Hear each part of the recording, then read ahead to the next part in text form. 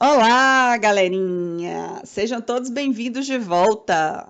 Na nossa videoaula 2, vamos trabalhar cistos, abscessos e celulite e vamos concluir na videoaula 3 falando das osteomielites, osteites e, enfim, abordando aí essas condições que são relativamente comuns na clínica odontológica. Então, nós vamos aí iniciar falando a respeito dos cistos, né? Os cistos são lesões que surgem a partir de um estímulo de células epiteliais, que estão localizadas na região aí do periápice.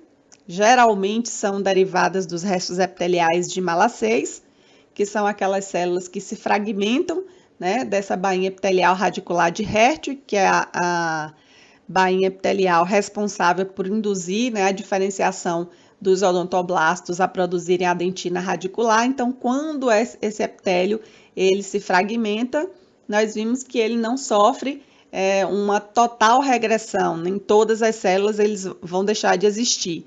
Algumas vão persistir.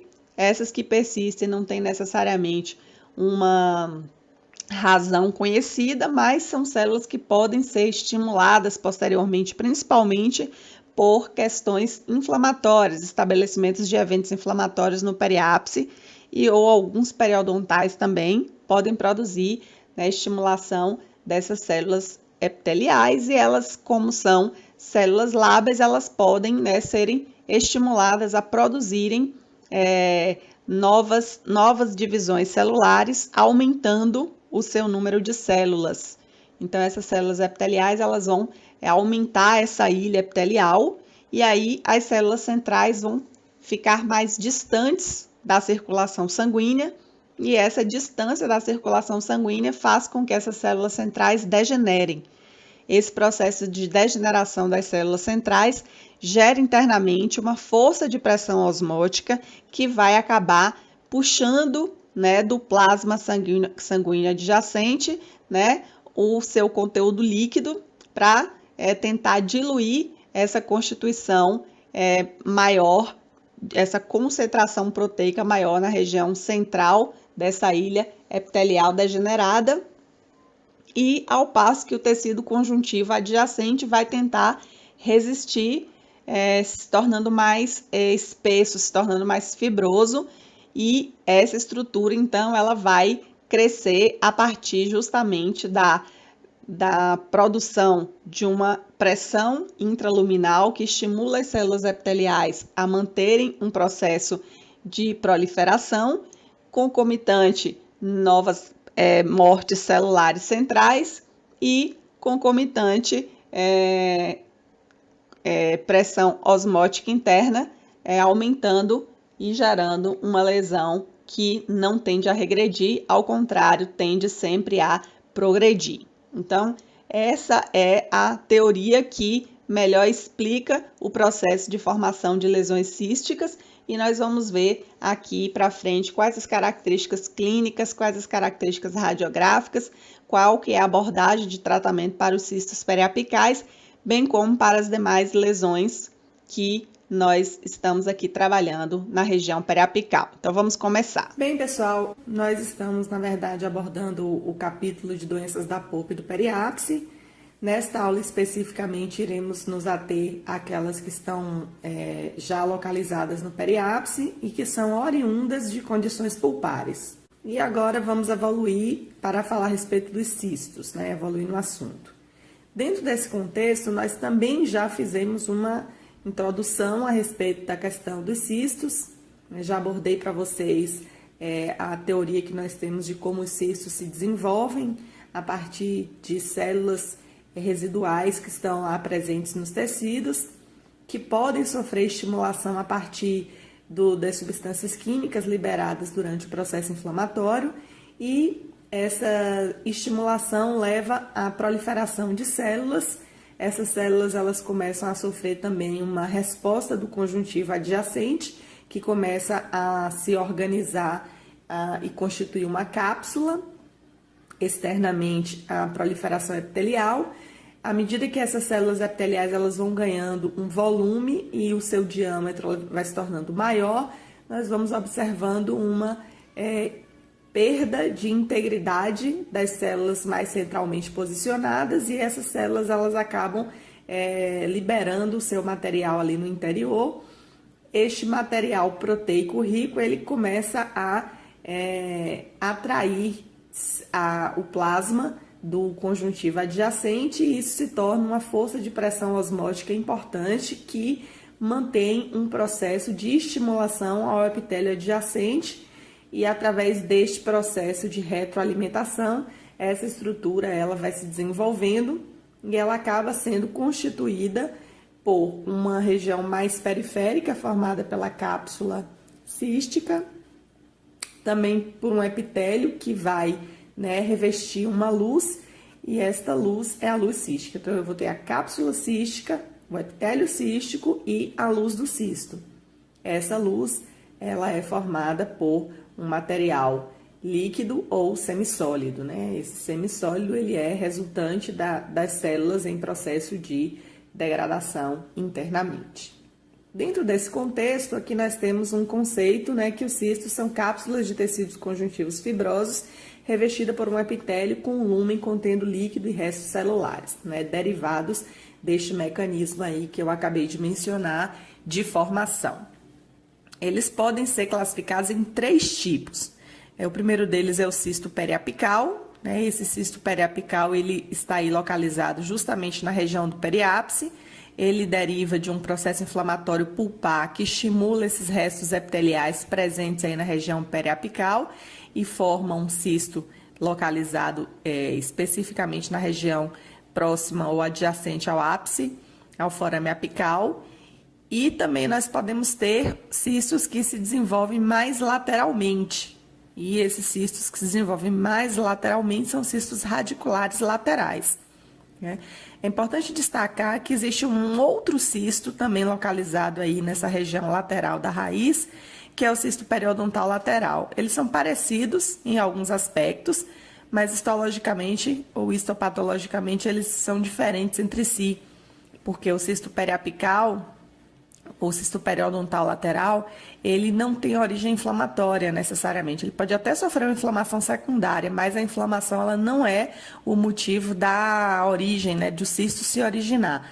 E o cisto radicular lateral, ele é um cisto que se origina a partir de estímulos decorrentes de substâncias químicas do processo inflamatório, e existe uma teoria de que essa fonte também de substâncias químicas nesta região, ela provém de uma indução produzida por foraminas laterais. Nessas foraminas laterais que permitem a passagem de conteúdos necróticos da polpa, estimulam o processo inflamatório lateralmente à raiz, e havendo restos de células epiteliais aí nesta localização, esse cisto ele pode se desenvolver, tá? E a terceira variante aí que nós temos do cisto inflamatório é o cisto residual, tá? O cisto residual ele pode já existir e no momento da extração ele não ser curetado, não ser removido, junto com o processo de extração, ou então ele pode surgir posteriormente à extração, à medida que o próprio processo inflamatório que estava instalado aí também não foi curetado. Então, este processo inflamatório, posteriormente, vai continuar estimulando células epiteliais aí existentes, e esse cisto ele pode surgir pouco tempo depois, e aí ele vai permanecer nessa região aí de um alvéolo, próximo aí no processo alveolar de um dente que sofreu uma extração de não muito tempo, tá? Então, nós vamos aí comentar sobre as características que estão envolvidas com esses três variantes de cistos inflamatórios oriundos de problemas pulpares. Bem, os cistos periapicais, eles são derivados de restos epiteliais, que são principalmente aqueles oriundos da fragmentação da bainha epitelial radicular de Hertwig, que são os restos epiteliais de Malassez, embora eles não sejam os únicos, tá? Mas são principalmente esses. Esses restos epiteliais presentes aí na região do periápice, eles podem ser estimulados quando uma inflamação se estabelece, né, uma inflamação periapical. Nós vimos que à medida que o processo inflamatório pulpar vai evoluindo para uma necrose pulpar, esses restos de células deterioradas, produtos de micro-organismos, a própria presença de micro-organismos no canal radicular, gera uma resposta no periápice. E essa resposta inflamatória no periápice vai ter a potencialidade de estimular esses restos de epitélio que estão aí presentes. E esses restos de epitélios originam cistos, que nessa localização são chamados de cistos periapicais. Clinicamente, nós identificamos que a maioria deles são assintomáticos. E isso decorre do fato de que, em geral, esses processos inflamatórios periapicais eles são mais crônicos e os testes pulpares eles são negativos, porque necessariamente só teremos cistos periapicais caso haja uma necrose pulpar. Então, se a polpa está necrosada, os testes pulpares eles necessariamente são negativos. Tá? Então, o mais comum é que haja uma característica de eles serem assintomáticos. São lesões relativamente frequentes, né? Mas alguns autores eles dizem que quando há uma rigidez na análise das imagens radiográficas, eles representam 15% das radiolucências periapicais, tá? Mas eles podem sim ser sintomáticos, tá? E essa sintomatologia ela não vai ser derivada do cisto em si, mas vai ser oriundo de processos de reagudização do quadro inflamatório que estava crônico até então. Então, fatores que se sucedem podem levar a uma reagudização do quadro e aí o cisto estando presente, a área em si se torna sintomática e aí nós teremos eventos álgicos aí relacionados, tá? Esses cistos, eles podem crescer, eles podem tomar proporções grandes, né? Quando essas proporções eles se tornam maiores, aí eles podem redundar em tumefação na área, podem redundar em sensibilidade, podem também produzir mobilidade dos dentes, né, e deslocamento de unidades dentárias. Então, veja que é possível que esses cistos eles tomem dimensões grandes e essas dimensões elas podem, inclusive, ser percebidas externamente. Então, a depender de qual é a localização, nós podemos ter uma visualização, inclusive, clínica dessa modificação da morfologia óssea com a visualização da alteração que é promovida pelo crescimento da lesão cística, certo? Então, os cistos, eles iniciam-se, obviamente, pequenos. Nessa fase aí, radiograficamente, eles podem ser confundidos com granulomas e aí, clinicamente, não são verificáveis. Nessa situação também, onde só há a existência da lesão dentro de um quadro adjacente de inflamação crônica, serão assintomáticos.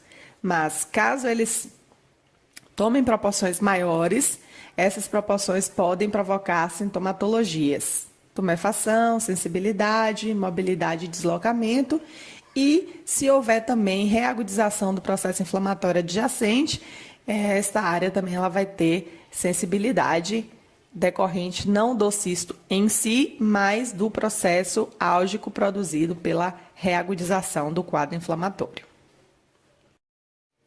Nesta imagem, nós estamos diante de uma radiografia periapical da área de incisivos inferiores. E nós podemos verificar uma alteração da característica de normalidade com a presença de uma radiolucência localizada aí na região do periápice do dente 41. Né? O dente 41 é o dente que está envolvido, né, centralmente aí com a lesão, embora nós podemos verificar um crescimento da lesão se estendendo aí para os dentes adjacentes ao mesmo. O que nós observamos aí desta imagem, que esse é o típico, a típica imagem radiográfica de um cisto periapical. É uma radiotransparência arredondada no ápice. Você pode percorrer aí a região do alvéolo do dente e verificar que nessa região aí do terço apical existe a perda da lâmina dura e que a raiz desse dente ele é menor do que a raiz dos dentes vizinhos, o que implica dizer necessariamente que houve aí nesse caso uma reabsorção radicular.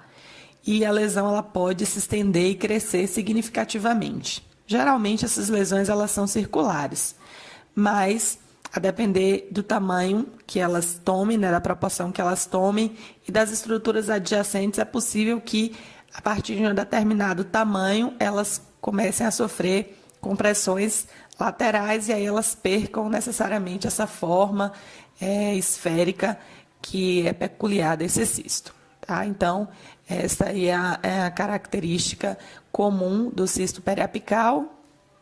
Eles podem sim ter uma semelhança com granulomas de grandes proporções e então radiograficamente nós não podemos determinar que esta lesão seria um cisto, basicamente nos baseando unicamente na imagem radiográfica, porque além de essa imagem ser similar para outros tipos de lesões, ainda podem ser também similares a de granulomas. Então esta é uma característica, esse é um exame complementar que vai somar informações para a tomada do diagnóstico, mas ela não pode ser definitiva no diagnóstico. Então, nós temos uma presunção do diagnóstico, mas não uma determinação pela imagem radiográfica. Bem, os cistos radiculares laterais, eles também são derivados de inflamações na região do periodonto e são decorrentes de inflamações pulpares que redundaram na necrose pulpar. Esta inflamação periapical ou mesmo periodontal, ela pode também estimular células que são dos restos epiteliais de Malacéis, originando a lesão cística.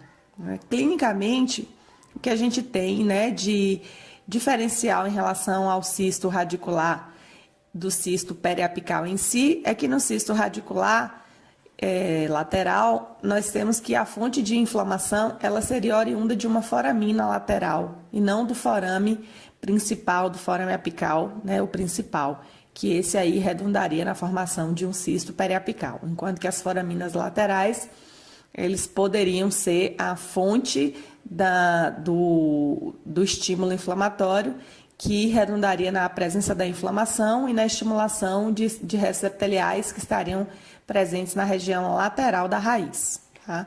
É importante colocar aqui também que o estado periodontal ele também deve ser levado em consideração, porque é possível que cistos radiculares laterais eles sejam estimulados por processos inflamatórios que derivem de inflamações periodontais e não necessariamente de inflamações pulpares.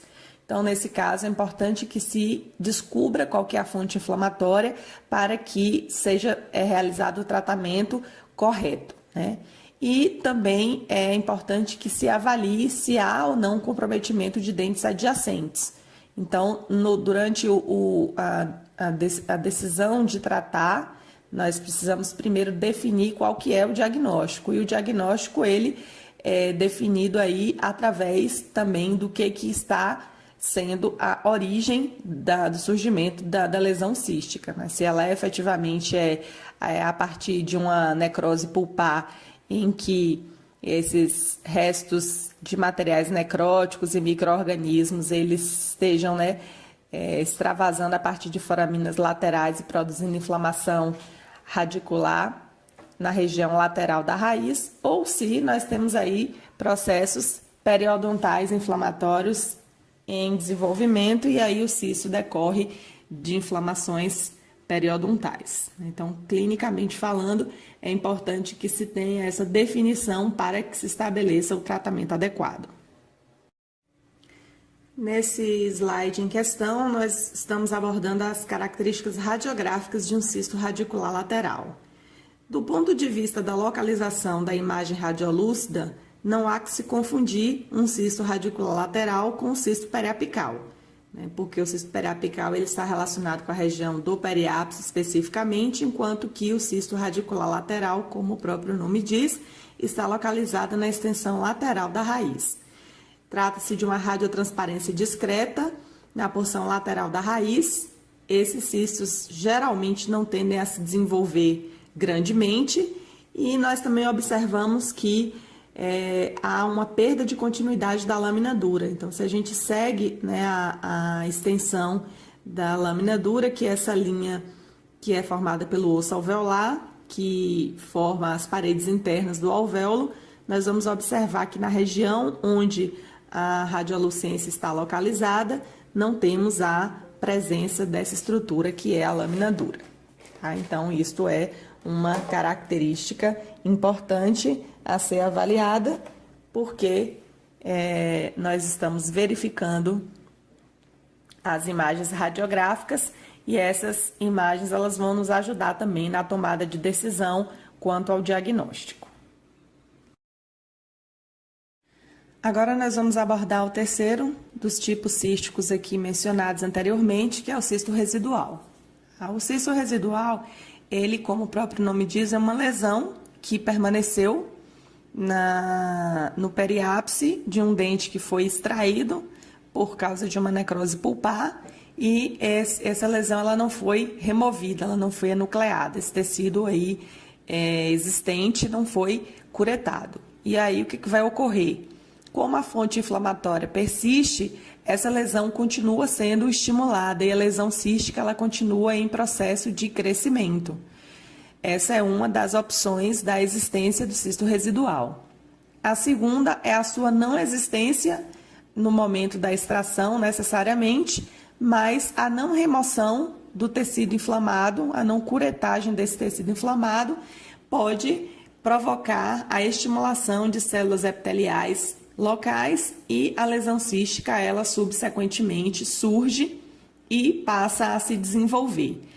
Então, nós vamos identificá-la por meio de uma imagem radiográfica. Nesse caso aqui, nós estamos vendo duas radiografias.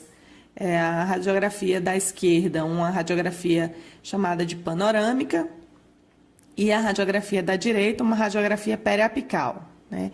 Nos dois, nós temos a seguinte característica: uma radiotransparência circular oval no interior do processo alveolar e está localizada num sítio de extração dentária prévia. Então, o dente, que era a fonte de infecção, ele foi removido, mas o processo inflamatório que ele produziu na região periapical, ele não foi removido e isso foi suficiente para produzir uma estimulação dessas células e a geração de uma lesão cística. Tá? Se essa lesão ela se tornar muito velha, ela pode sofrer eventos de calcificação no seu interior. Esses eventos de calcificação são chamados de calcificação distróficas. Eles acontecem em áreas de processos inflamatórios crônicos, tá? Então, é possível verificar áreas de calcificação, áreas de radiopacidade visualizadas ali relativas à área de radiotransparência típica do cisto. Então, nós vamos ter uma lesão circular com bordas escleróticas, né? As bordas escleróticas, elas correspondem a essa linha que a gente visualiza ao redor da radiolucência e representa a reação do osso ao crescimento da lesão cística que se expande de dentro para fora. Então, ela vai aumentando o seu diâmetro, o osso vai tentando reagir a isto e aí nós vamos conseguindo verificar essa borda esclerótica, que é a delimitação da área que a lesão ocupa. Bem, aqui verificamos um corte, uma fotomicrografia de um corte de um cisto periapical. Vale ressaltar que o cisto periapical, o cisto radicular lateral e o cisto residual, eles produzem resultados histopatológicos semelhantes. Então, nós vamos fazer a descrição aqui para o periapical, mas é válido para os outros dois tipos. Então, a estrutura cística, ela apresenta a região do lúmen, que é essa região clara, que está na fotomicrografia. Depois, essa região aí de um epitélio estratificado, que tem essa coloração em tom de roxinho, e o restante da imagem representa a cápsula cística, que é o tecido conjuntivo fibroso que circunda a lesão. Nós temos uma parte da lesão aí, a lesão integral ela não cabe no aumento, né? Então nós temos parte dessa lesão aí visualizada, onde nós vemos a área luminal, a luz que é preenchida pelo material líquido ou semissólido, as características do epitélio e as características da cápsula cística. Então, as características do epitélio e da cápsula cística, elas são suficientes para que a gente identifique esse tipo de lesão. Então, isso aí representa o padrão ouro do diagnóstico, né? Esse exame complementar, ele constitui-se no padrão ouro do diagnóstico, porque ele é o que apresenta as características que são típicas desta lesão.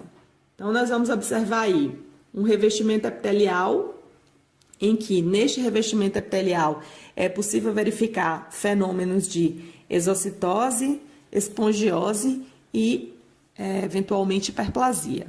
Tá? A exocitose é a invasão do espaço das células epiteliais por células de defesa, linfócitos principalmente, né? Então, nós vamos encontrar ali por volta da camada basal, da camada espinhosa, que foi invadida por linfócitos, né? Nós também podemos visualizar áreas de edema intercelular, que nós chamamos de espongiose, ou também podemos verificar um aumento no número de células nas camadas que formam o epitélio. E aí a gente chama esse fenômeno de hiperplasia. Então, na região epitelial, esses são os fenômenos possíveis de serem identificados, tá?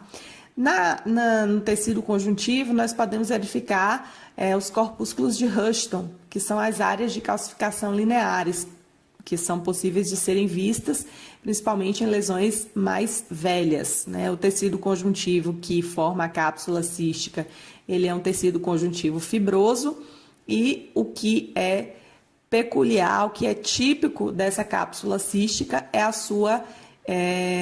a presença de uma inflamação mista, né? Formada por linfócitos, plasmócitos, macrófagos e também por neutrófilos, né? Este é um quadro tipicamente misto e que caracteriza a cápsula de um cisto periapical. Nós podemos verificar também áreas de degeneração hialina, que nós chamamos de corpos hialinos, e essas áreas claras aí em formas de linhas, que são as degenerações gordurosas, que nós identificamos e são chamados de cristais de colesterol.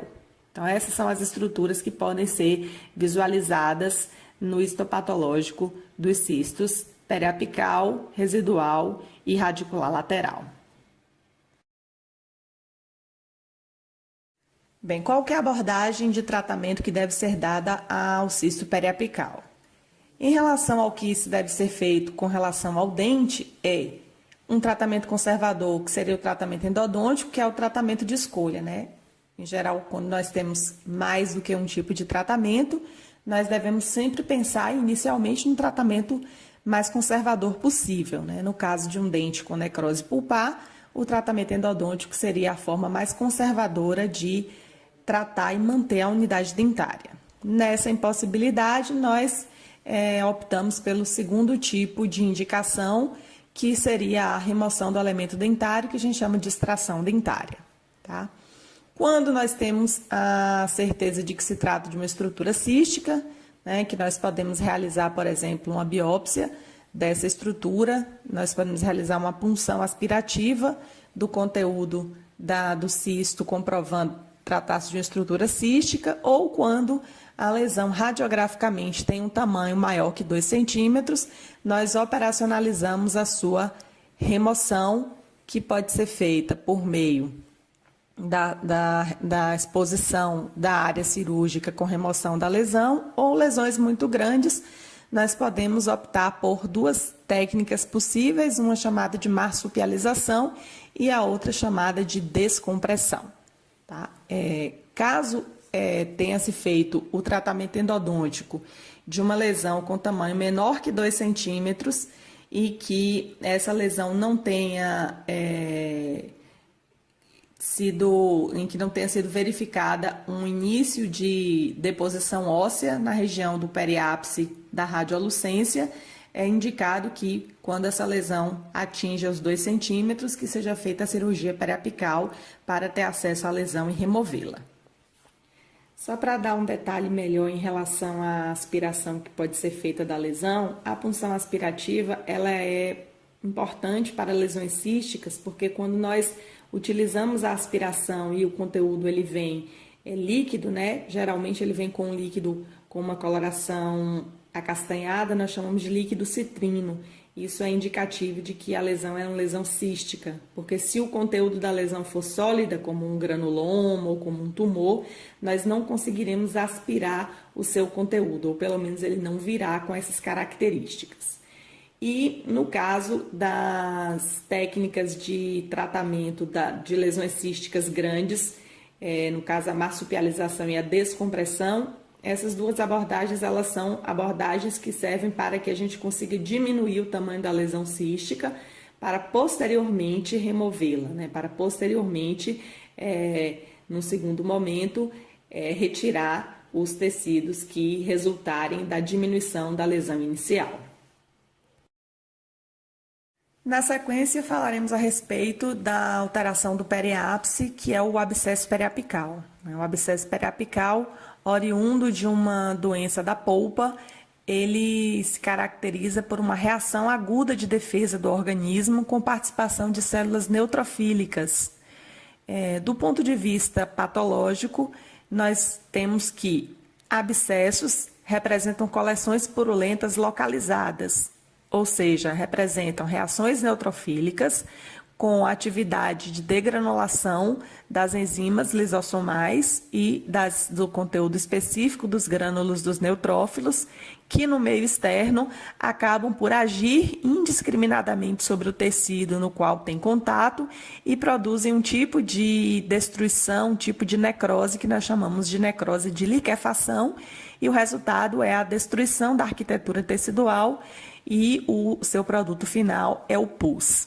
Tá? Então, o abscesso ele é resultante dessa atividade enzimática neutrofílica diante da presença de micro-organismos nos tecidos.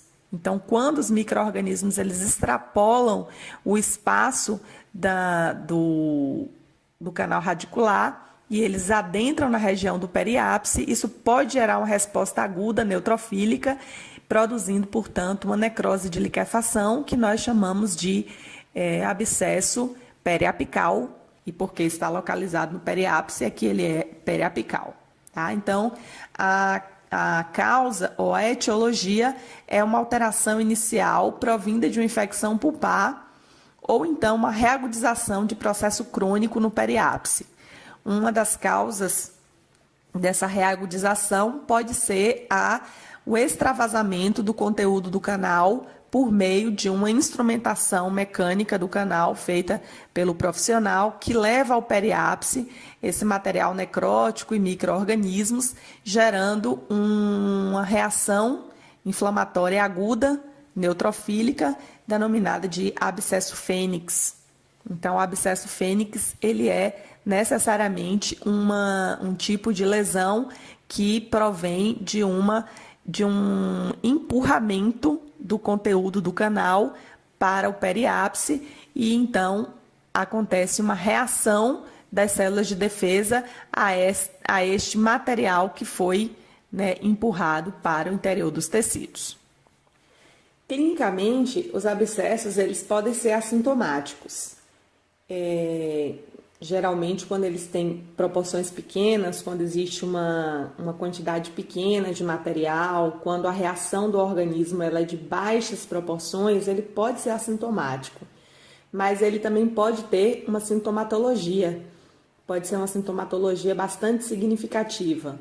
Então, nós verificamos que esse material purulento no alvéolo, ele pode deixar o dente sensível, e esse dente sensível, ele tem uma altura elevada, ficando um pouco mais alto do que os demais no plano oclusal, o que implica dizer que quando o paciente ele mastiga, o primeiro dente que ele toca é este. Então, isso também ajuda a estimular a sensibilidade e também ajuda a estimular o periápice com essa movimentação, principalmente sobre esse dente, e que o paciente acredita que o dente ficou maior, né? Essa é a descrição que o paciente faz, o dente cresceu, né? Então, na verdade, não houve um crescimento do dente, houve uma extrusão dele, uma pequena extrusão em decorrência do que está se acumulando no seu periápice. A evolução ou a progressão desse quadro, ou seja, quando não há intervenção, quando não há um tratamento antes que esse quadro ele evolua, ele vai, né, produzir um agravamento dos sintomas e uma ampliação, uma exacerbação desses sintomas. Então, o paciente ele vai começar a sentir uma dor intensa, porque à medida que este material purulento ele vai se acumulando, ele vai provocando um aumento de pressão interna, e esse aumento de pressão interna com esses produtos, né, resultantes da degradação e da necrose de células destruídas enzimaticamente, vai estimulando as terminações nervosas álgicas da localização, produzindo uma sensibilidade extrema, principalmente se você realizar um teste clínico que a gente denomina de percussão, né, que já foi explicado para vocês em sala, que é quando nós utilizamos o cabo do espelho e damos leves batidas na oclusal do dente. Então, este tipo de abordagem, ele produz uma resposta de imediato no paciente por causa da sensibilidade extrema que o dente ele apresenta no momento em que este material purulento ele passa a se acumular e se avolumar aí nessa região periapical. O dente fica, portanto, extruído, né, significativamente, a ponto de o paciente perceber o que eu já havia mencionado anteriormente. Só que clinicamente isso não é muito significativo, mas para o paciente isso parece ser maior do que o que clinicamente se observa, né? Os testes pulpares continuam sendo negativos porque a causa inicial, né, que levou a esse quadro que agora é descrito foi justamente a necrose pulpar. Então, os testes pulpares obviamente serão negativos e todo o processo álgico aí relaciona-se a respostas inflamatórias periapicais. Os quadros inflamatórios, eles podem produzir reações locais e também reações à distância, né? Essas reações à distância, elas representam uma expansão da situação inicialmente que vai ganhando proporções cada vez maiores, caso não haja intervenção ou caso esse abscesso ele não consiga drenar para algum local, reduzindo significativamente a pressão que ele está produzindo no momento em que se encontra aí fechado e aí localizado. Então, o paciente ele pode apresentar cefaleia, que é uma reação à distância, uma reação do quadro inflamatório à distância, mal-estar. Ele também pode apresentar um aumento da temperatura corpórea, que é também uma reação característica de quadros infecciosos, e também pode cursar com calafrios. Então, esses quadros eles são condizentes com a progressão de um abscesso periapical com o aumento do volume da coleção purulenta que está se acumulando no periápice. Com o passar do tempo e com o aumento dessa coleção purulenta, nós vamos observando que ela vai tendendo a ir migrando deste local aí do periápice, né? Ela vai ganhando volume e ela tende a buscar uma área para ela poder continuar ocupando esses espaços. Então, essa coleção purulenta, ela progride e essa progressão ela acontece para áreas de menor resistência. Tá? Então, quais são as possibilidades? Essas possibilidades, elas dependem do local do osso em que está ocorrendo. Então, nós temos locais do osso em que nós temos uma quantidade maior de osso envolvendo a raiz do dente, né? Nós temos a relação de forma da raiz, né, depender de como está a angulação dessa raiz, né, para onde também está indo esse processo infeccioso. Então, nessa imagem aí nós vemos algumas possibilidades que acontecem com o avançar do acúmulo dessa coleção purulenta e como que há a progressão, né, dessa coleção purulenta, para onde ela vai se encaminhar, qual que é o local de menor resistência para onde esse tecido liquefeito, que é o pus, ele vai se dirigir. Então aí, nesse caso aí, abaixo, no primeiro caso abaixo, nós temos a coleção purulenta se encaminhando para drenar na própria cavidade bucal. Então, quando isso ocorre, nós temos uma autolimitação do próprio evento. Então, todas as vezes que a coleção purulenta ela se desenvolver, ela não vai geralmente ganhar maiores proporções, porque ela consegue drenar para este local aí, que é uma estrutura que vai aparecer na superfície da cavidade bucal, na região da mucosa aí, próxima ao elemento dentário envolvido, que a gente chama de parúlide. Tá? A parúlide ela é uma fístula intraoral, que é o trajeto que foi desenvolvido, que foi realizado pela coleção purulenta desde a região periapical até este local aí em que ele conseguiu progredir e onde ele vai agora drenar. Este quadro aí ele é autolimitado e ele geralmente, quando a parúlide se forma e o material começa a ser drenado aí para dentro da cavidade oral, o paciente ele já não mais reclama de eventos álgicos, tá? Nós podemos ter também uma drenagem para fora da cavidade oral, que é uma fístula extraoral. Tá? Então, essa fistulação, ela vai se desenvolver aí na pele e o evento ele também acaba se tornando autolimitado, porque essa coleção purulenta não tende a ir para outros locais do corpo, porque o local mais fácil que ela achou para poder se dirigir é justamente esta fistulação aí e a saída do local lá do periápice para uma região fora da cavidade oral. Então, ela forma uma fístula extraoral. A desvantagem dessa fistulação extraoral é o fato de que, quando houver a resolução lá do caso, ou a extração do dente, ou tratamento endodôntico, o que for a opção desejada, desde que remova-se a fonte de infecção, o organismo ele vai conseguir se recuperar. E no caso da fístula extraoral, este resultado aí vai ser a cicatrização. Então, ela vai deixar um resultado aí permanente, que é uma cicatriz. No caso da fístula intraoral ou parúlide, você não vai perceber este resultado não estético, que é a cicatriz, tá? Então, a cicatrização ela vai se processar quando houver uma fístula extraoral.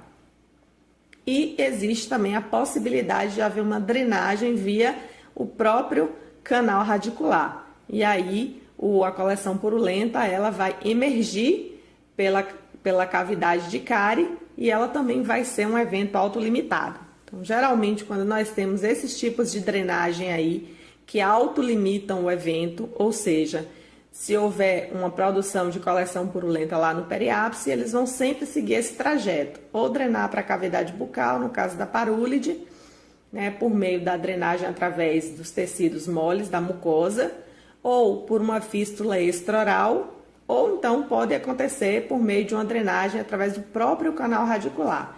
Esses três casos aí geralmente são autolimitados, o paciente não reclama de sintomatologia dolorosa e geralmente são eventos que não cursam com os fenômenos descritos para os quadros sistêmicos, típicos do processo inflamatório, cefaleia, febre, porque são eventos mais autolimitados.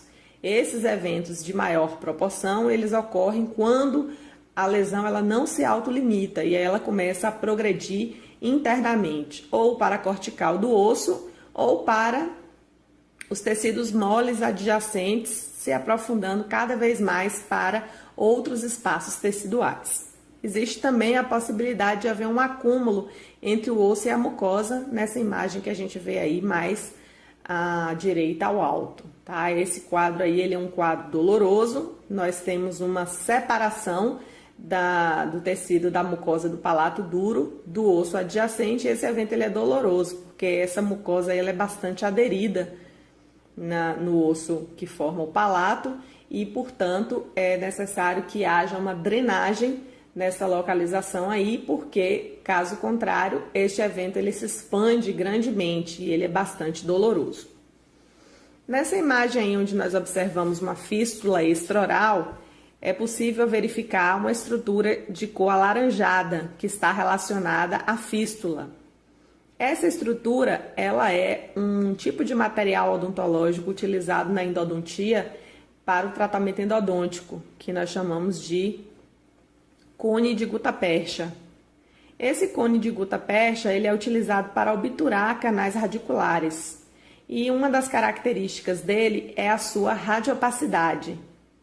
Então, o cone de gutta-percha, ele pode ser introduzido aí na fístula e ele vai acompanhar o trajeto fistuloso. Ele vai acompanhar o caminho que foi percorrido inversamente pela coleção purulenta e ele vai chegar lá no ápice do dente que está comprometido. E aí, quando nós radiografamos essa região, nós visualizamos o trajeto do cone de gutta-percha e aí nós podemos identificar qual que é o dente que precisa ser tratado.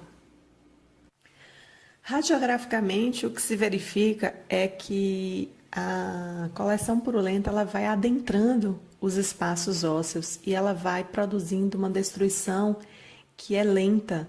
E então nós vamos observar basicamente uma radiotransparência mal definida, que inicia-se ali na região do periápice do dente, que está envolvido com o processo infeccioso, e essa radiotransparência ela tende a ir aumentando desde que não haja uma intervenção, né? Desde que não seja removido o foco infeccioso de dentro do canal radicular.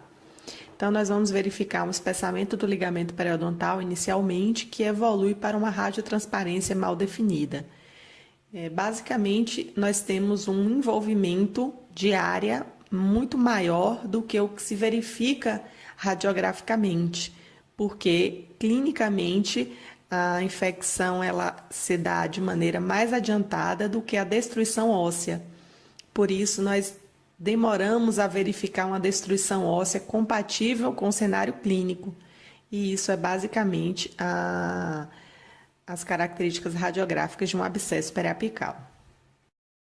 Assim como eu já tenho comentado, histopatologicamente o que nós vamos verificar é que existe uma área, né, de tecido necrosado, em que essa necrose é uma necrose de liquefação e nós visualizamos isto histologicamente como uma área eosinofílica sem nenhuma composição arquitetural específica. Na verdade, há uma completa destruição do padrão arquitetural e ao redor da coleção purulenta em si, nós verificamos um mar de leucócitos polimorfonucleares, que são os neutrófilos, que são justamente as células que estão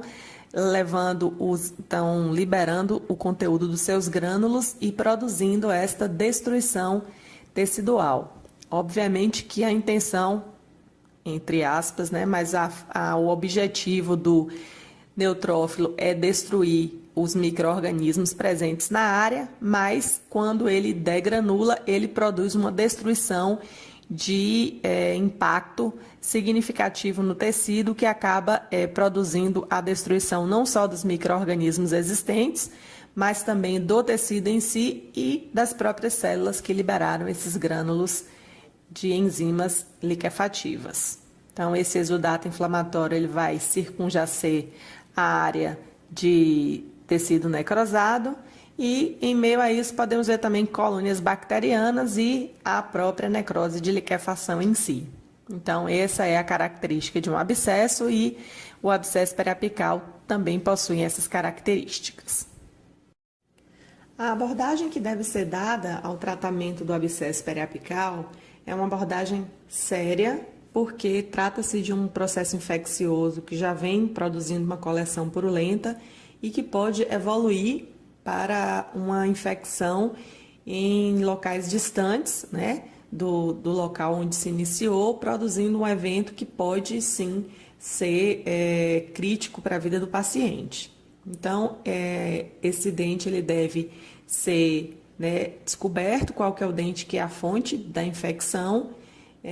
No caso de haver ponto de flutuação da mucosa, é necessário que se faça a drenagem dessa coleção purulenta e, no caso de dentes que tiverem sofrido extrusões, pode-se realizar o desgaste oclusal para poder ir já aliviando a questão da estimulação do periápice.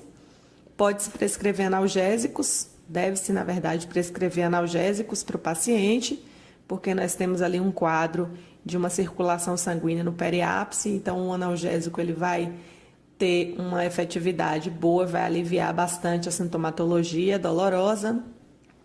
E, no caso, se o paciente cursar com febre, podemos prescrever antibióticos para ele.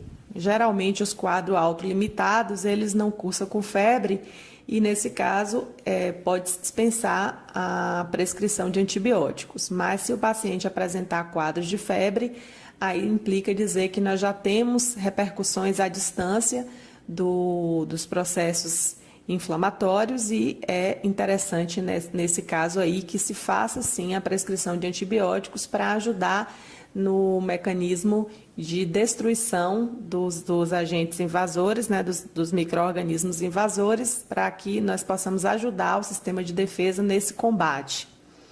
E em relação à unidade dentária, é necessário que se faça o tratamento endodôntico ou a extração, porque é justamente dentro do sistema de canais radiculares em que os micro-organismos estão alojados e eles não conseguem serem removidos daí pelo sistema de defesa. Então, nós precisamos eliminar esse foco de infecção, porque quando nós eliminamos esse foco de infecção e fazemos a drenagem, os resíduos ou o restante que permanecer, os antibióticos e o sistema de defesa conseguem, né, debelar e, portanto, resolver a questão. Tá? Então, essa deve ser a abordagem que deve ser feita para um abscesso periapical no que diz respeito ao tratamento. A partir desse ponto, nós vamos acompanhar a situação em que a coleção purulenta ela não se autolimitou, ou seja, ela não drenou para a cavidade bucal através de uma parúlide, ela não drenou para o meio externo através de uma fístula extraoral e muito menos ela drenou pelo sistema de canais radiculares, fazendo a extrusão do seu conteúdo na cavidade bucal. Quando essa coleção purulenta progride para uma área de menor resistência, em que essa área de menor resistência é os espaços medulares ou perfurando a cortical óssea e indo para tecidos moles internamente no corpo, nós temos dois eventos que são eventos de maior gravidade na odontologia, certo? Esses dois quadros são a progressão para os espaços medulares, produzindo uma infecção intraóssea chamada de osteomielite, ou então a perfuração da cortical e a formação de um processo infeccioso nos tecidos moles, que é chamado de celulite. Vamos acompanhar como que cada uma dessas evoluções ela se desenvolve e ela se estabelece. Sob o ponto de vista conceitual, uma celulite ela é uma extensão aguda e difusa de um abscesso através dos planos faciais dos tecidos moles. Então, nós tínhamos anteriormente uma coleção purulenta localizada, que era o abscesso, e esse abscesso agora ele vai se expandir por tecidos moles, né, por planos faciais de tecidos moles. Então, esta expansão ela agora vai ser difícil de ser demarcada. Então, nós temos um evento difuso e agudo, né, um quadro agudo. Este quadro é denominado de celulite, né? Uma celulite que se desenvolve a partir de um processo infeccioso que deriva de uma infecção pulpar na mandíbula, em dentes geralmente posteriores, é chamado de angina de Ludwig. A angina de Ludwig ela é um processo infeccioso, né, que se inicia a partir de uma infecção periapical, de um abscesso periapical que evolui dessa região, se difunde e forma-se uma celulite na região submandibular. Esse evento ele provém em 70% dos casos de molares inferiores e ele a coleção purulenta ela vai se avolumando no periápice, ela vai pressionando esta área até que ela consegue percorrer um caminho, que geralmente é o caminho que ele encontra menor resistência, e ele ganha a região do assoalho de boca seguindo, né, pela região sublingual e submandibular, ganhando ali abaixo o espaço faringeano lateral e o retrofaringeano. Então, nós podemos visualizar na imagem aí em cor azul, né, essa coleção purulenta ocupando esses espaços, e ela vai pela região de pescoço chegar até o mediastino. E quando ela chega aí nessa região de pescoço, ela produz uma obstrução importante das passagens das vias aéreas, que pode comprometer a respiração e também, obviamente, nesse caso, se não houver uma intervenção, comprometer a vida do paciente. Então, vamos ver na sequência como que clinicamente vai se estabelecer a angina de Ludwig. Bem, quando a coleção purulenta ela aumenta de proporção, ela precisa ganhar novos espaços, né? E como mencionado anteriormente, ela vai pressionar internamente e ela vai conseguir seguir para aquele local onde há uma menor resistência, né, para que ela consiga ganhar novas áreas. Então, quando ela perfura a cortical óssea, mas ela caminha pelos espaços teciduais, este processo infeccioso ele ganha novas áreas, ele se expande e dentro dos tecidos moles ele forma um tipo de inflamação infecciosa denominada de celulite, né? Na arcada inferior, a celulite ela progride de forma a ganhar áreas do pescoço, seguindo para a região do mediastino. Este processo infeccioso, esse tipo de celulite, produz um quadro chamado de angina de Ludwig. Na angina de Ludwig, nós temos como característica uma tumefação volumosa do pescoço, a clavícula, a elevação, alargamento posterior e protrusão da mandíbula. Tumefação e sensibilidade do pescoço. Então, o pescoço ele ganha uma robustez e ele passa a ser chamado de pescoço de touro, tá? O paciente ele vai apresentar uma dor no pescoço, nesse movimento do pescoço de elevar e abaixar ou de lateralidade, e uma dor também na região do soalho de boca. Ele vai apresentar também uma restrição dessa movimentação, os movimentos vão ficar mais limitados, e ele vai cursar com uma dificuldade de deglutir, né, que é a disfagia, e também uma dificuldade de falar, de articular palavras, né, a disfonia e a disartria. E ele também pode cursar com um aumento da produção de saliva, evento que a gente chama de cialorreia, e a garganta também vai se apresentar dolorida. Esse quadro é um quadro de gravidade, porque uma vez que ocorra um aumento de volume dos tecidos na região do pescoço, isso pode obstruir a luz por onde o ar circula, e isso vai levar o paciente a sofrer uma asfixia.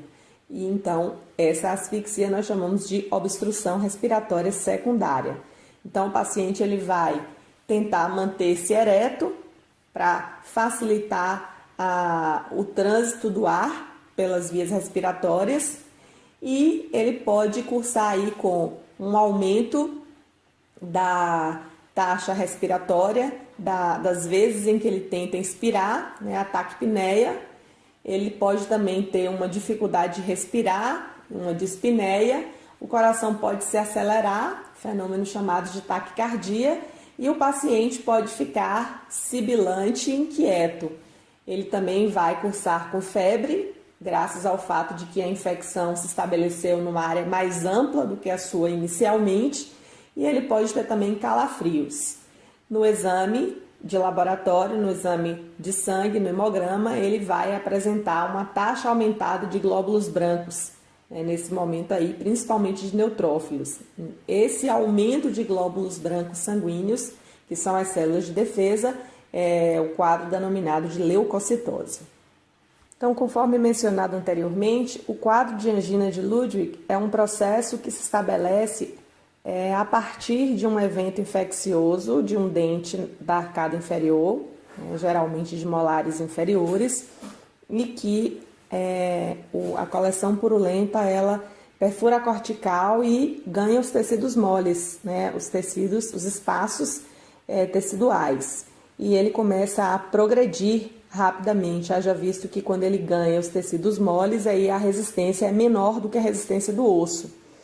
E aí ele pode sofrer eventos graves como a impossibilidade de respirar, caso haja o impedimento através da obstrução das passagens respiratórias. Então, este quadro ele precisa ser identificado o mais rápido possível, né? O início deste quadro, o rápido diagnóstico, ele é fundamental para que se obtenha sucesso no tratamento. Inicialmente, é imperioso que se mantenha as vias aéreas, né? E se estabeleça mecanismos para a manutenção das vias respiratórias, que se entre com corticoide para reduzir a exuberância do quadro inflamatório, reduzindo, portanto, o edema, e reduzindo o edema vai tentar reduzir, portanto, a obstrução das vias respiratórias. É importante que se faça uma drenagem cirúrgica. Então, na imagem aí desse quadro clínico, nós verificamos vários pontos de acesso para a drenagem cirúrgica e deixado em cada local aí um dedinho de luva, né? Esse dedinho de luva ele é importante para que a drenagem ela se mantenha sendo feita, uma vez que é importante que a gente reduza o volume do material interno da coleção purulenta para a gente conseguir dar condição ao sistema de defesa de combater esse quadro infeccioso que está se expandindo grandemente. E para ajudar também ao sistema de defesa, nós entramos com antibióticos. Então, a antibiótico-terapia ela se faz fundamental nesse quadro aí. Geralmente nós utilizamos drogas da família das penicilinas e mesmo em situações conduzidas de acordo com o preconizado, ainda há um índice de insucesso em que é verificado uma taxa de 10% de óbitos. Então, este é um quadro na odontologia realmente crítico, né? Infecções, se não tratadas, elas podem evoluir mal.